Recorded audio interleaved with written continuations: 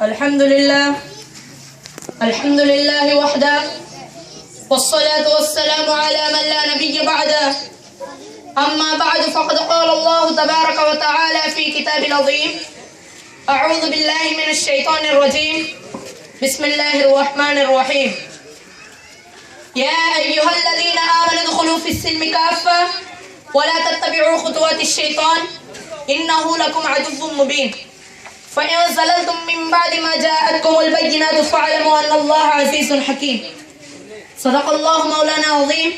وصدق رسوله النبي الكريم ونحن على ذلك من الشاهدين والشاکرین والحمد للہ رب العالمین۔ شروع کرتا ہوں اللہ کے نام سے جو بڑا مہربان اور نہایت رحم فرمانے والا ہے۔ اے ایمان والو، تم پورے کے پورے اسلام میں داخل ہو جاؤ اور شیطان کی پیروی نہ کرو، کیونکہ وہ تمہارا کھلا دشمن ہے۔ جو صاف صاف ہدایات تمہارے پاس آ چکی ہے، ان سب کو پا لینے کے بعد بھی اگر تم نے لغزش کھائی یعنی غلطی کی تو خوب جان رکھو کہ اللہ سب پر غالب اور حکیم و دانا یعنی حکمت والا اور سب کچھ جاننے والا ہے۔ محترم سامعین کرام، میں بھی جو آیت آپ کے سامنے تلاوت کیا ہوں اس میں اللہ تعالیٰ فرماتا ہے کہ اے ایمان والو، تم پورے کے پورے اسلام میں داخل ہو جاؤ۔ اس کا مطلب یہ ہے کہ ہماری پوری زندگی، بچپن ہو یا جوانی یا بڑھاپا، امیر ہو یا غریب، صحت مند ہو یا کمزور، ہر حال میں اللہ کے احکام کو ماننا ضروری ہے۔ ایسا نہ ہو کہ بڑھاپے میں اللہ کی بندگی اور جوانی میں خواہشات کی پیروی، غریبی آئے تو اللہ کو یاد کرو اور امیری آئے تو عیش کی زندگی گزارو۔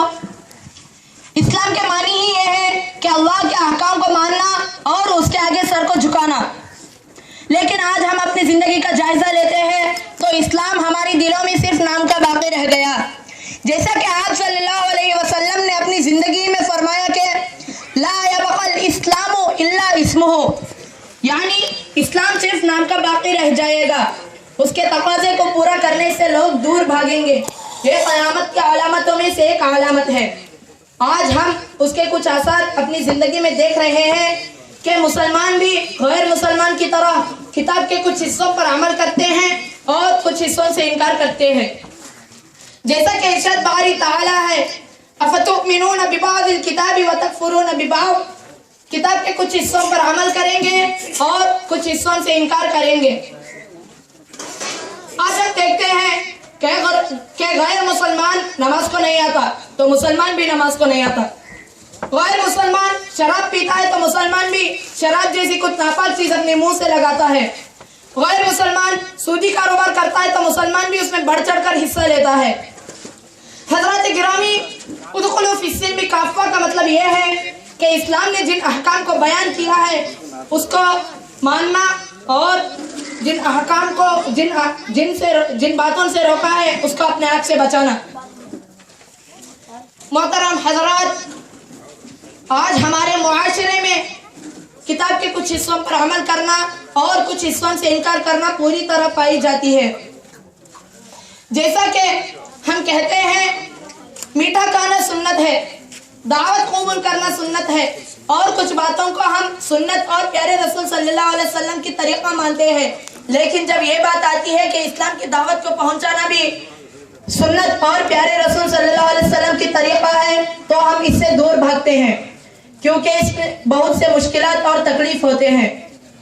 حالانکہ آپ صلی اللہ علیہ وسلم ساری دنیا کے رہبر ہونے کے بعد بھی انہوں نے کبھی نماز کو نہیں چھوڑا، زکوٰۃ دی، روزہ کو نہیں چھوڑا اور دیگر فرائض کو بھی ادا کرتے تھے۔ حالانکہ آپ صلی اللہ علیہ وسلم دین کو پہنچانے میں بہت سے گالیاں کھائی، سجدے کے حالت میں آپ صلی اللہ علیہ وسلم کی پیٹھ پر اونٹ کی اوجڑی ڈال دی گئی، طائف میں لہو لہان ہو گئے،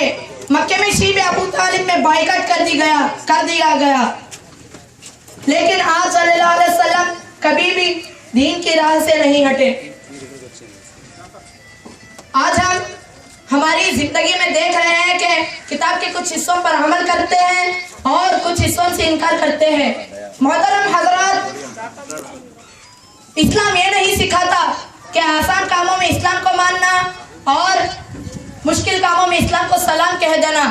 بلکہ ہماری عبادات سے، اخلاق سے، معاملات سے، معاشرات سے، سیاست کے اصول میں بھی اور حکمرانی زندگی میں بھی اسلام سے الگ نہیں ہونا چاہیے۔